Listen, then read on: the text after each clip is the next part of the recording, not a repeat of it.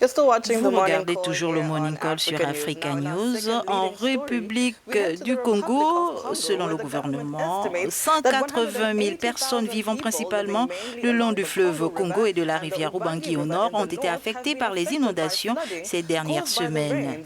Il a lancé un appel au soutien de la communauté internationale ainsi qu'à des ONG.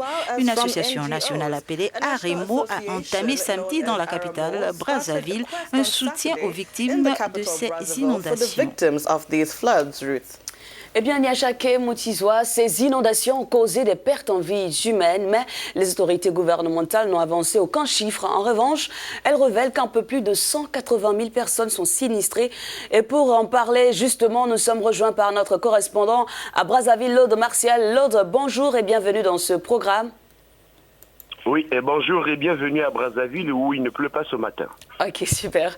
À Brazzaville même, Brazzaville a connu ces dernières semaines des précipitations inhabituelles et les conséquences sont énormes. Comment se présente la situation aujourd'hui, Lode Martial?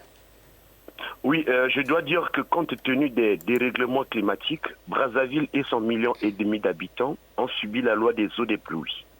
Pluie inhabituelle, il faut le dire, car depuis 1999, donc depuis 20 ans, le Congo dans son ensemble n'a plus connu ce genre de précipitations. Les dégâts sont de divers ordres. L'on a déploré des pertes en vies humaines, mais aucun bilan officiel n'a été établi. Les inondations sont constatées dans les quartiers nord, notamment dans le 6e arrondissement Talangaï, où les populations riveraines du fleuve Congo ont perdu des biens matériels. À travers la ville, les eaux de pluie ont renforcé la dégradation de nombreuses artères. Celles-ci sont bien défoncées et défigurées. À la sortie nord de Brazzaville, la dégradation de la nationale 2 rend difficile l'accès au cimetière pendant les enterrements. À l'ouest de la ville, au quartier La Base, de l'autre côté de l'aéroport, pour ceux qui connaissent bien Brazzaville, les coulées de boue et l'ensablement ont enseveli plusieurs habitations où leurs occupants ont été forcés de trouver refuge ailleurs. Lode Martial, vous venez de décrire la situation à Brazzaville, mais quelle est la situation exacte dans les régions situées le long des fleuves Congo et Ubangi? Oui, dans ces zones que vous venez de citer, les spécialistes parlent de la crue du siècle. Les images qui viennent de là sont celles des îles Maldives. L'habitat est en péril, l'accès aux écoles et aux hôpitaux est totalement impossible. L'administration reste fermée dans les localités comme Makoti-Mpoko dans les plateaux et Moussaka dans la cuvette. Dans la Likwala, où l'Ubangi est sorti de son lit, les populations ont enregistré d'énormes pertes de moyens de subsistance, notamment les plantations, le bétail, la volaille et même les réserves alimentaires. La faune sauvage serait même menacée d'extinction. Dans les régions centre et nord, il y a bien eu des pertes en vies humaines, mais comme à Brazzaville, il n'y a pas de bilan officiellement établi.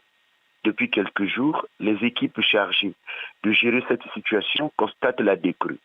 Les eaux se retirent petit à petit, mais ces équipes craignent désormais l'apparition de nombreuses épidémies qui pourraient davantage compliquer la situation humanitaire.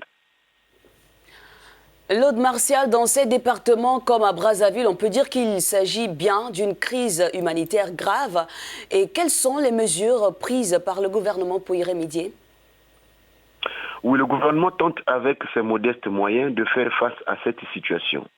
Il a annoncé la semaine dernière avoir débloqué quelques 400 millions de francs CFA pour un kit humanitaire composé des vivres et non-vivres en faveur des sinistrés.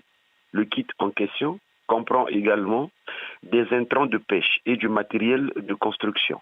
Le gouvernement a aussi mobilisé 285 cartons de médicaments de première nécessité, des produits d'entretien et d'assainissement.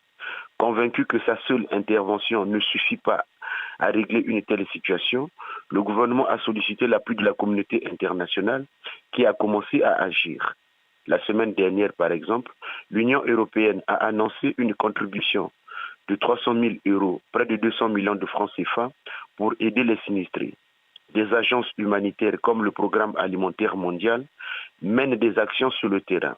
Il y a aussi des ONG locales qui prennent des initiatives. Eh bien, Lode Martial, merci pour tous ces détails. Merci à vous et très belle journée à Brazzaville. Merci, au revoir.